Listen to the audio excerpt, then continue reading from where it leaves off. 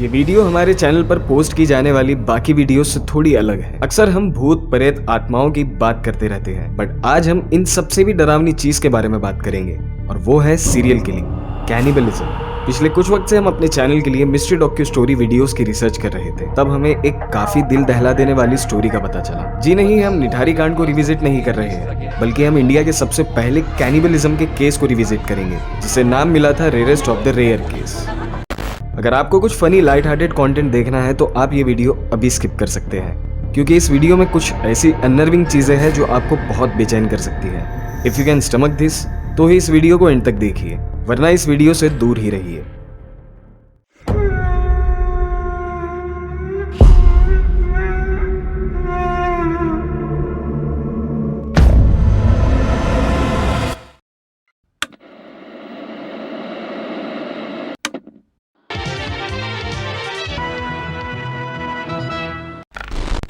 कंकाल और खोपड़ियों के साथ रहने वाला दरिंदा, इंसानों को मारकर उनकी लाश से भूख मिटाने वाला दरिंदा, और अब सजा से पहले उसकी कहानी ने सारे शहर में फैला दी है सनसनी।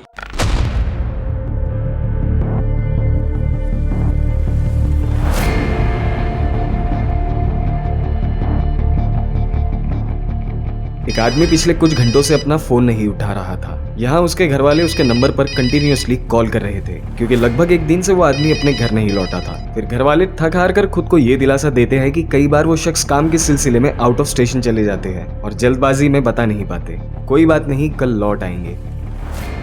दूसरे दिन उस शख्स के घर वाले फिर उसके नंबर पर कॉल करते हैं, लेकिन इस बार उसका फोन स्विच ऑफ आता है। अब घर वाले टेंशन में आकर उस शख्स के ऑफिस में कॉल करते हैं। दोस्तों और कॉलीग से पता करने की कोशिश करते हैं, बट कुछ भी पता नहीं चल पाता। यहाँ लगभग 30 घंटे से उस शख्स ने ना ही किसी के कॉल रिसीव किए थे, ना ही उस शख्स का अता पता किसी के पास था। अब घबराहट के मारे उस शख्स के घर वाले पुलिस स्टेशन में एक मिसिंग कंप्लेंट रजिस्टर कर देते हैं। उस शख्स का नाम था जर्नलिस्ट धीरेन्द्र सिंह, जो इलाहाबाद के एक डेली न्यूज एजेंसी आज में डैशिंग चीफ रिपोर्टर था। अब मामला एक अच्छे मिसिंग जर्नलिस्ट का था, तो पुलिस भी अच्छी तरह से इन्वेस्टिगेशन शुरू कर देती है। वहाँ के लोकल न्यूज़पेपर्स में ऐड डलवाती है, न्यूज में स्लाइड चलाती है और उनके कॉल डिटेल्स निकलवाती है। कॉलीग्स और दोस्तों से पता करने की कोशिश करती है कि कहीं धीरेन्द्र की किसी के साथ दुश्मनी थी या उन्हें किसी पर शक वगैरह वगैरह, बट उसका भी कोई फायदा नहीं होता। उल्टा इन सब में लगभग 2-3 दिन और बीत जाते हैं और अब भी पुलिस धीरेन्द्र सिंह की जांच हर एंगल से कर रही थी, पर फिर भी वो कुछ खास सबूत जुटा नहीं पा रही थी। जब पुलिस काफी कड़ाई से इन्वेस्टिगेशन शुरू करती है, तब उन्हें पता चलता है कि इलाहाबाद के आसपास से पिछले कुछ सालों में करीब 10-15 लोग गायब हुए हैं, बट सिर्फ पिछले 2 महीनों में लगभग 4-5 लोग गायब हुए हैं, जो ज्यादातर एवरेज नॉर्मल मिडिल क्लास और लोअर मिडिल क्लास लोग थे। पर किन्हीं एनोनिमस रीजंस के चलते उन लोगों के केस अनसॉल्व ही रहे। दूसरे दिन पुलिस के हाथ धीरेन्द्र सिंह की कॉल डिटेल्स आती है, जो बिल्कुल नॉर्मल थी, बट फिर पुलिस का ध्यान जाता है उनके लास्ट कॉल डिटेल पर, जो इलाहाबाद के नैनी इलाके में एक लैंडलाइन पर किया गया था। और मिस्टीरियसली उस लैंडलाइन से धीरेन्द्र के नंबर पर वापस भी कॉल आया था, जिसके कुछ घंटों बाद ही उनका फोन हमेशा के लिए स्विच ऑफ हो गया था। अब पुलिस को लगता है कि शायद उनके हाथ कोई क्लू लगा है। पुलिस फौरन इलाहाबाद से नहनी जाती है, वहां उस लैंडलाइन नंबर की डिटेल्स निकालती है, तो उन्हें पता चलता है कि ये नंबर डिस्ट्रिक्ट पंचायत मेंबर फूलन देवी का है। पुलिस फूलन जी के घर जाती है, उनसे धीरेन्द्र के बारे में पूछताछ करती है, तो फूलन के पास भी इस मामले की कोई खास जानकारी नहीं थी। फिर पुलिस फूलन के हस्बैंड राम निरंजन से इस बारे में पूछताछ करती है। क्या आप धीरेन्द्र सिंह को जानते हो? हाँ, मैं धीरेन्द्र सिंह को जानता हूँ, वो मेरा दोस्त है। पुलिस पूछती है क्यों और कैसे, तो वो बताते हैं कि धीरेन्द्र पत्रकार है और मेरी बीवी चुनाव लड़ती रहती है, तो बस इस वजह से हमारी ठीक ठाक जान पहचान है। फिर पुलिस पूछती है कि आखिरी बार उनसे कब बात हुई थी? मेरी आखिरी बार उनसे 3 से 4 दिन पहले बात हुई थी। पुलिस फिर उनसे वो लास्ट कॉल के बारे में पूछती है, तो राम निरंजन कहता है कि वो कभी कभी फोन कर लेते थे, इसलिए उन्होंने उस दिन फोन किया था। पुलिस को इस पूछताछ से भी कुछ खास जानकारी नहीं मिलती, जिससे वो फूलन और राम निरंजन पर शक कर सके, इसलिए पुलिस वहां से वापस लौट जाती है। मामला एक मिसिंग जर्नलिस्ट का था, इसलिए इधर मीडिया का प्रेशर भी बढ़ता जा रहा था। जाहिर सी बात है, इतने बड़े शहर से एक सीनियर जर्नलिस्ट का गायब हो जाना बहुत ताज्जुब की बात थी, और इधर पुलिस के ऊपर काफी दबाव बन रहा था, क्योंकि अब तक लगभग 1 हफ्ता होने को आया था और पुलिस के पास कोई जानकारी नहीं थी। फिर पुलिस इस गुत्थी को सुलझाने के लिए पिछले 2 महीनों में हुए चारों लापता लोगों की रिपोर्ट्स पर गौर करती है और किसी तरह जर्नलिस्ट धीरेन्द्र सिंह के साथ इन बाकी लापता लोगों के केस को कनेक्ट करके एक साथ इन सबकी जांच शुरू कर देती है। बस इसी तलाश में कि शायद इन लापता लोगों से कुछ जानकारी निकले जिसे वो धीरेन्द्र के केस में एज अ क्लू यूज कर सके। पता चलता है कि पिछले 2 महीनों में गायब होने वाले लोगों के नाम थे सिक्योरिटी गार्ड कालीचरण श्रीवास्तव, एक सफाई कर्मचारी Santosh Gupta, driver Ashok Kumar, painter Moin Mohammad Khan. Police ने जब इन चारों लोगों के बारे में और ज्यादा जानकारी निकाली और इनको धीरेन्द्र सिंह के साथ कनेक्ट करने की कोशिश भी की, लेकिन तब भी ये सारे डॉट्स कनेक्ट नहीं हो रहे थे। और जब पुलिस ने लोकल लेजेंड से इन चारों की पूछताछ की तो कोई खास जानकारी तो नहीं निकली, बट सबकी इन चारों को लेकर बस एक बात कॉमन थी और वो ये थी कि ये चारों लोग काफी तेज दिमाग रखते हैं। खैर ये तो हुई उनकी psychological profile. Other than that ये चीज पुलिस के किसी काम की नहीं थी। पुलिस के हाथ फिर से खाली। थक कर पुलिस फिर से धीरेन्द्र के कॉल डिटेल्स पर आ जाती है। बड़े गौर से इन सब चीजों को रिवाइज करते वक्त इस बार जो एक चीज उन्हें बेचैन कर रही थी वो ये थी कि ऐसी कौन सी इमरजेंसी थी जिसके चलते धीरेन्द्र सिंह को राम निरंजन के घर रात 12 बजे कॉल करना पड़ा था। क्योंकि बेसिकली गांव देहात में 11 के बाद का टाइम आधी रात जैसा हो जाता है और ज्यादातर लोग इस टाइम तक सो जाते हैं। और ऊपर से ये साल 2000 की बात है, तब ना ही इंटरनेट था ना ही टेलीविजन का ज्यादा शौक था, इसीलिए हमारे जैसे स्लीप डिप्राइव्ड लोगों की तब कमी हुआ करती थी। एनीवेज, फिर पुलिस इस एक चीज को शक के घेरे में लेते हुए फूलन देवी के गांव वापस जाती है और साथ ही पुलिस कर्मियों को फूलन और उनकी फैमिली की जानकारी इकट्ठा करने के लिए कहती है। और फिर यहाँ से इन्वेस्टिगेशन एक काफी मिस्टीरियस मोड़ ले लेती है, क्योंकि गांव वाले पुलिस को बताते हैं कि फूलन देवी का नाम पहले फूलन देवी नहीं हुआ करता था, उनका नाम था। फूलन देवी डिस्ट्रिक्ट पंचायत के चुनाव लड़कर हाल ही में जीती है, पर उनका व्यवहार काफी अजीब है। और फूलन के हस्बैंड राम निरंजन एक ऑर्डिनेंस फैक्ट्री में ड्राइवर की साधारण सी नौकरी करते हैं, पर वो बड़ी अकड़ में रहते हैं। और राम निरंजन और फूलन के 2 बेटे हैं और उनका नाम भी काफी अजीब था, अदालत और जमानत। अब अदालत, जमानत, फूलन देवी, ऐसे नाम सुनकर पुलिस को क्यूरियोसिटी होती है। वो वापस फूलन देवी के घर जाकर थोड़ी कड़ाई से जांच पड़ताल शुरू करते हैं। पुलिस फूलन और उनके दोनों बेटों से धीरेन्द्र के बारे में पूछताछ करती है तो वो तीनों बताते हैं कि उनके पास इस मामले की कोई जानकारी नहीं थी। बट जब राम निरंजन की बारी आती है तो वो पुलिस से एक काफी अजीब फरमाइश करते हैं और कहता है कि मुझे 1 कटोरा दाल पीनी है। पुलिस ये सुनकर थोड़ा बौरा जाती है, फिर उसे इस चीज की परमिशन दे देती है। फिर वो खुद कुकर चढ़ाता है, 1 कुकर भर दाल पीता है और फिर पुलिस को कहता है कि मैं आपको कुछ बताऊंगा, बट वादा करेगी आप लोग मुझ पर हाथ नहीं उठाएंगे। इधर पुलिस कहती है कि चल ठीक है भाई, क्या है तो बता दे। फिर वो पुलिस को कहता है कि चलो मेरे साथ, मुझे आपको कुछ दिखाना है। वो पुलिस को नैनी से पीपरी एक सुनसान खेत में ले जाता है। फिर वो पुलिस को खेत में ले जाकर एक अबैंडन से कमरे के सामने खड़ा कर देता है और उस कमरे की ओर इशारा करके वो जो कहता है वो सुनकर पुलिस वाले कंफ्यूज हो जाते हैं। कहता है कि हुजूर ये जो कमरा बना हुआ है ना, ये दुनिया के सबसे शक्तिशाली इंसान राजा कलंदर का है। राजा कलंदर दुनिया का सबसे बुद्धिमान इंसान है, उसके दिमाग के आगे सब फेल है और हुजूर उसको ढूंढना बड़ा मुश्किल है क्योंकि वो बड़ा तेज है। इसी खेत में राजा कलंदर अपनी अदालत लगाता है, यही वो अपना फैसला भी सुनाता है और यहाँ सजा भी देता है। पुलिस उसकी यही सब बातों को सुन ही रही थी कि अचानक वो अपने पास पड़ी एक थैली में हाथ डालकर वहां से एक खोपड़ी निकाल देता है। पुलिस ये देखकर काफी शॉक्ड हो जाती है। फिर पुलिस पूछती है कि ये सर किसका है। वो कहता है कि ये सर श्रीवास्तव जी का है। पुलिस के तब भी लाइट नहीं जलते। फिर वो कहता है कि ये कालीचरण श्रीवास्तव का सर है। यहाँ पुलिस शॉक्ड। फिर वो वापस उस थैली में हाथ डालकर एक और सर निकाल लेता है। पुलिस फिर पूछती है कि ये सिर किसका है और वो कहता है कि ये सर मोइन बावा का है। पुलिस उसके दोनों हाथों में दोनों सरों को देखकर काफी बौखला जाती है और फिर वो खेत में लगे एक बड़े से पेड़ की ओर इशारा करता है और कहता है कि ये सब राजा कलंदर ने किया है। और जैसे ही पुलिस झाड़ की तरफ देखती है तो उनकी सिट्टी पिट्टी गुम हो जाती है क्योंकि झाड़ की टहनियों पर खोपड़ियां लटकी हुई थी। पुलिस को ये सब देखकर अपनी आंखों पर बिल्कुल यकीन ही नहीं होता और वो फिर राम निरंजन को पूछते हैं कि क्या पत्रकार धीरेन्द्र सिंह यही है। वो कहता है नहीं। फिर पुलिस पूछती है कि आखिर धीरेन्द्र सिंह कहाँ है। तो वो कहता है कि राजा कलंदर ने उसे भी सजा सुनाई है। फिर पुलिस उससे पूछती है कि तुम्हें ये सब कैसे पता। तो जवाब में वो कहता है कि मुझे बस पता है। पुलिस की एक टीम उससे पूछताछ जारी रखती है और दूसरी ओर जब पुलिस की एक टीम ने झाड़ू पर टंगी सारी खोपड़ियां निकाली तो देखा कि सारी खोपड़ियां कलर की हुई है। ये सब डिस्टर्बिंग चीजें देखकर पुलिस के होश उड़ जाते हैं। वो फौरन राम निरंजन की बताई जगहों पर जाकर वहां से पत्रकार की मोटरसाइकिल और उसका मोबाइल फोन और चार्जर बरामद करते हैं और जब वो राजा कलंदर के फार्म हाउस के चारों ओर तलाशी लेते हैं तो उन्हें वहाँ एक टाटा सुमो मिलती है। फार्म हाउस के अंदर खोपड़ी के टुकड़े और शरीर के कुछ हिस्से मिलते हैं और साथ ही इस बार उन्हें एविडेंस के तौर पर एक डायरी मिलती है जिस पर लिखा हुआ था राजा की डायरी।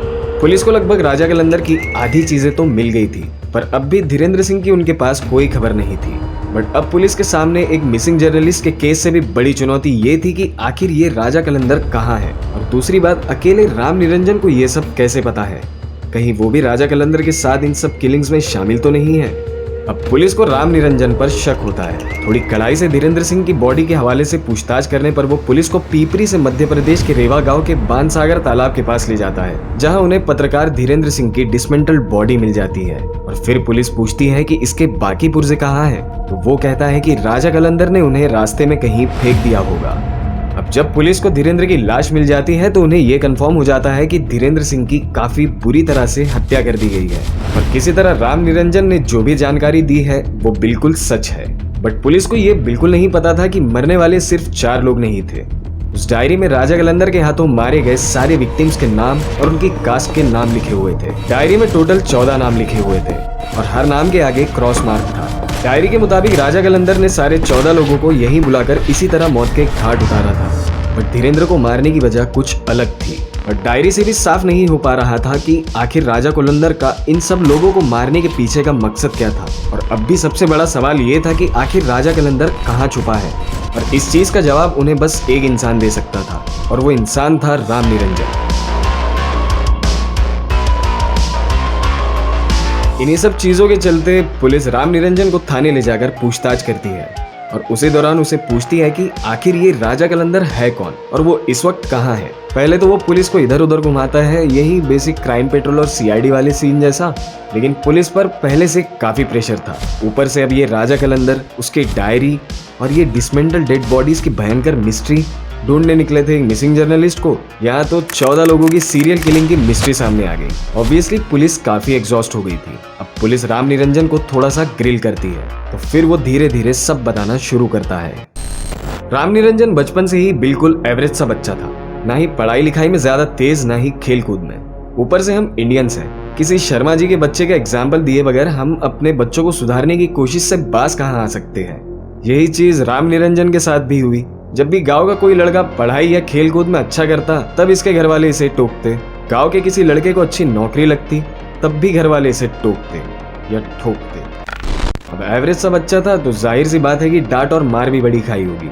इन सब बातों ने बचपन से राम निरंजन के दिमाग में एक अलग सा डिल्यूजन पैदा कर लिया था। ऊपर से भाई अपने थे कबीर सिंह, इनको गुस्सा भी बड़ा आता था। इन सब के चलते मन ही मन राम निरंजन को तेज दिमाग वालों से चिढ़ होने लगी और इन सब लोगों से बदला लेने के चलते राम निरंजन खुद ही राजा कलंदर बन गया।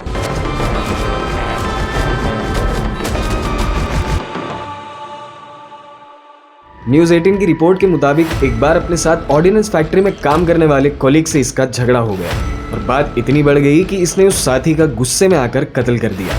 अगर किसी ने गाड़ी से लिफ्ट नहीं दिया तो उन्हें भी मार दिया, किसी ने पैसा वक्त पर नहीं लौटाया तो उन्हें भी मार दिया और यूं ही राम निरंजन से राजा कलंदर तक का सफर शुरू हो गया। पुलिस को ये तो पता चल गया था कि राम निरंजन ही राजा कलंदर है और कस्टडी में वो ये भी बताता है कि उसने अब तक करीब 35 के आसपास लोगों को मारा था। बट कोई ठोस सबूत ना होने पर पुलिस उस और अपनी जांच को नहीं ले जा पाई। बट हाँ, एक बात जो काफी इंपॉर्टेंट है वो ये है कि राम निरंजन ने इतने सारे लोगों को अलग अलग जगह नहीं बल्कि सबको उसने एक ही जगह मारा था, या उसकी भाषा में कहे तो वो सबको अपने फार्म हाउस पर बुलाकर उन्हें वहां सजा सुनाता था। पुलिस के पास क्या, कैसे, कब और कहाँ का जवाब तो था, पर अब भी उन्हें क्यों का जवाब नहीं मिल रहा था और शायद इसी क्यों के जवाब में इस मिस्ट्री का आंसर भी था। पर शायद किसी को भी ये नहीं पता था कि इस क्यों का जवाब कितना घिनौना होने वाला था, क्योंकि इस पूछताछ के दौरान राम निरंजन पुलिस को एक ऐसी डिस्टर्बिंग चीज बताता है जिसे सुनकर वहां मौजूद पुलिस वालों के होश उड़ जाते हैं। वो पुलिस को बताता है कि कायस्थ जाति के लोगों का दिमाग काफी तेज होता है और इसीलिए वो उनको मारकर उनका भेजा खा जाता था। ये बात को सुनकर पुलिस सन्न रह गई और अब उन्हें ये रियलाइज हो गया था कि अब वो एक साइकोपैथिक मर्डरर या यूं कहें एक सीरियल किलर प्लस एक आदमखोर के सामने खड़ी है। But for a little change in the atmosphere police उससे पूछती है कि धीरेन्द्र सिंह को क्यों और कैसे मारा था। वो बताता है कि दिसंबर का महीना था, फार्म हाउस पर राम निरंजन और उसका साला वक्षराज मौजूद थे। फिर उसने धीरेन्द्र को कॉल करके ये कहा कि आपको कोई खास खबर देनी है, जल्दी से फार्म हाउस पर आ जाओ। धीरेन्द्र फौरन इसके फार्म हाउस पर आ जाते हैं। सर्दी का महीना था, आग जल रही थी, धीरेन्द्र आग सेकते हुए बैठे थे। तभी पीछे से एक गोली चलती है। ये गोली धीरेन्द्र सिंह के सर पर दागने वाला कोई और नहीं बल्कि राम निरंजन का साला वक्षराज था। फिर उन दोनों ने मिलकर धीरेन्द्र की बॉडी के टुकड़े किए, फिर उन्हें अलग अलग जगहों पर फेंक दिया। बट राम निरंजन ने धीरेन्द्र के सिर को अपने पास ही रख लिया क्योंकि उसे धीरेन्द्र के दिमाग का सूप भी बनाकर पीना था।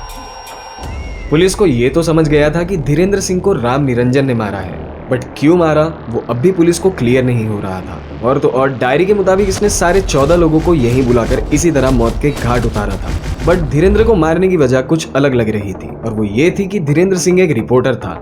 राम निरंजन को ये शक हो गया था कि धीरेन्द्र के पास उसके गुनाहों की सारी जानकारी छिपी है और धीरेन्द्र राम निरंजन उर्फ राजा कलंदर के करतूतों को किसी दिन अपने अखबार में छाप देगा। इसी के चलते उसने धीरेन्द्र का बेरहमी से कत्ल कर दिया। लेकिन बाकी 13 लोगों को उसने इसीलिए मारा था क्योंकि वो सब तेज दिमाग रखते थे और इसे एक ऐसी गलतफहमी थी कि तेज दिमाग लोगों का दिमाग को उबाल कर अगर ये उनका सूप बनाकर पी जाए तो इसका भी दिमाग काफी तेज हो जाएगा। पर अफसोस बाद में डायरी में लिखे 14 नामों को भी पुलिस ने आइडेंटिफाई कर लिया और डायरी और उन खोपड़ियों के बेस पर धीरेन्द्र के केस में राम निरंजन और उसके साले के ऊपर साल 2001 से 2012 तक कोर्ट ट्रायल्स चले, जहां एडिशनल डिस्ट्रिक्ट जज मेहताब अहमद ने राजा कलंदर के केस को rarest of the rare case का नाम दिया और आईपीसी की धारा 302, 201 और 404 के तहत इनको मुजरिम करार दिया और इन दोनों को उम्र कैद की सजा सुनाई। हालांकि सबूत और गवाहों की कमी होने की वजह से राजा कलंदर को फांसी की सजा नहीं हो पाई और सरप्राइजिंगली कुछ गवाहों का ये कहना था कि राजा कलंदर को फ्रेम किया गया है और खुद राजा कलंदर भी खुद को बेगुनाह मानता है। मुझे चुनाव जीतने पर विरोधियों ने फंसाया है ताकि मेरा अगला एमएलए का चुनाव और मेरा घर वगैरह बर्बाद हो जाए। यही बरामदी दिखाकर हमारे घर को ढहा दिया गया है और मुझे सीधा घर से ला करके और थाने में सारी बरामदी दिखा रहे हैं। कोई पछतावा नहीं है आपको? किस बात की पछतावा बताइए? अरे इतनी जो क्राइम किए हैं। अब आप कुछ उसको लगा देते, क्या है बताइए पछतावा? अगर यही आपको अगर कस्टडी में लेके दिखा दें तो आपको पछतावा होगा। But according to the police records Raja Kalandar एक सीरियल किलर बनने से पहले से ही एक हिस्ट्री शीटर रह चुका था, जहां उसने पहले भी बहुत लोगों से लूटपाट कर रखी थी। उसके बाद साल 1998 में उसने अपना पहला मर्डर कमिट किया और यही सिलसिला साल 2000 तक चलता रहा। अब आप मुझे बताइए कि ये कहानी से आपको क्या सीखने मिला? भैया हमने तो ये सीखा कि दरिंदगी की कोई सीमा नहीं होती और पागलपन की भी। और सबसे बड़ी चीज हमें अपने मेंटल हेल्थ को लेकर हमेशा कॉन्शियस रहना चाहिए क्योंकि राजा कलंदर का केस अकेला केस नहीं है जिसमें लोग अपनी खराब दिमागी हालत के चलते सीरियल किलर बन जाते हैं, बल्कि आप 90% सीरियल किलर्स के मामलात में देखेंगे कि ये लोग अक्सर किसी ट्रॉमा से गुजरकर ही इस और अपना रुख करते हैं। चाहे वो चार्ल्स मैनसन हो या टेड बंडी, जेफरी डैमर हो या ऑटो शंकर, हर कोई एक चाइल्डहुड ट्रॉमा से गुजरा था। इसीलिए अपने सेहत के साथ साथ हमेशा अपनी दिमागी सेहत का भी ध्यान रखिए और हमें ये जरूर बताइए कि आपको हमारी फर्स्ट डॉग की स्टोरी कैसी लगी। पसंद आए तो लाइक करके अपने दोस्तों के साथ भी शेयर कीजिए। रिसर्च में बड़ी मेहनत लगती है। दैट बीइंग सेड, आपसे फिर मुलाकात होगी अगली बार किसी मर्डर मिस्ट्री के साथ। तब तक के लिए इजाजत। This is your host Arshad signing off. काफी टाइम हो गया था ये नहीं बोला था तो